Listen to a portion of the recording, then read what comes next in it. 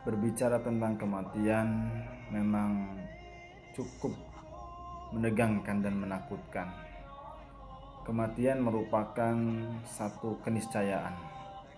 Kematian juga merupakan piala yang bergilir yang akan menghampiri setiap orang dan makhluk yang bernyawa. Kematian harus disiapkan dengan sebaik-baiknya apabila seseorang berharap kebahagiaan di akhirat nanti.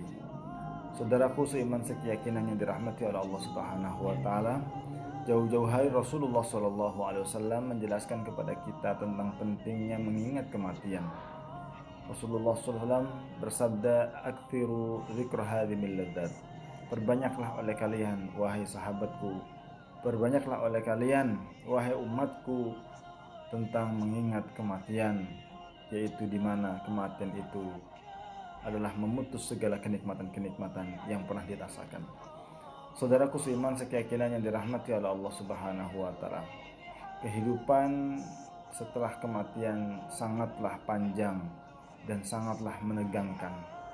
Kehidupan setelah kematian hanya ada dua tempat yang menjadi tempat persinggahan terakhir.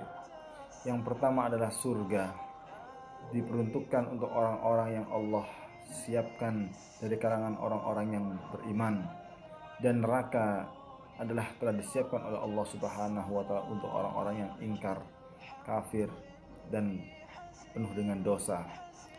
Kemudian semuanya akan menempati tempatnya masing-masing tanpa adanya kezaliman dari keputusan Allah Subhanahu wa taala.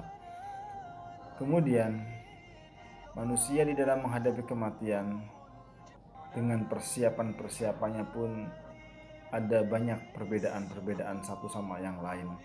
Apabila orang mengetahui dan meyakini hakikat kehidupan dunia ini, bahwasanya kehidupan dunia adalah kehidupan yang sementara dan akan ditinggalkan, dan kehidupan akhirat adalah harus dipertanggungjawabkan, dan amalan-amalan kita juga adalah akan ditimbang dan dihisab, maka tentunya bagi orang-orang beriman ini adalah merupakan satu hal yang harus disikapi dengan hati-hati.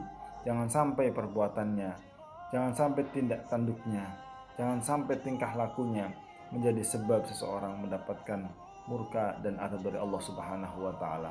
Maka tentunya kita harus mengontrol diri kita, nafsu kita, syahwat kita, dan seluruh anggota tubuh kita agar kita bisa menundukkannya di jalan Allah Subhanahu wa taala. Minimal adalah tidak bermaksud kepada apa yang Allah Subhanahu wa taala tetapkan. Saudaraku seiman sekeyakinan yang dirahmati oleh Allah Subhanahu wa taala, manusia ada saja yang kemudian tidak menyiapkan bekal sama sekali. Dan di sana juga ada orang-orang yang sangat selektif terkait dengan amal yang diperbuatnya, selalu mengedepankan muhasabah, kemudian mengevaluasi dirinya dan menyiapkan bekal sesuai dengan yang dia inginkan dan diharapkan menjadi penolong pada saat-saat dia membutuhkan. Sebagaimana Rasulullah SAW menjelaskan, al-kayyisu man dana nafsahu wa amila lima ba'dal maut, wal ajizu man taba'a hawahu wa tamanna 'ala Allah azza wa jalla. Bahwasanya orang-orang yang cerdas adalah mereka-mereka yang senantiasa mengevaluasi dirinya sendiri-sendiri, mengevaluasi amal perbuatannya, mengevaluasi setiap kesalahan-kesalahannya sehingga tidak terulang pada waktu yang lain atau pada kesempatan yang lain. Kemudian orang yang cerdas adalah mereka yang berusaha untuk menyiapkan bekal untuk kehidupan setelah kematian.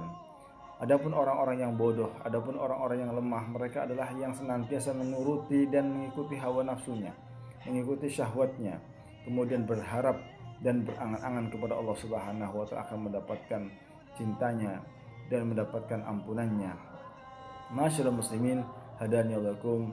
Mungkin saat-saat Ramadan kali ini kita bisa terkontrol dengan ibadah yang Allah syariatkan, dengan puasa Ramadannya, ataupun dengan sedekah di siang harinya, ataupun dengan berbuat kebaikan, tilawah Qur'annya dan qiyamul lailnya.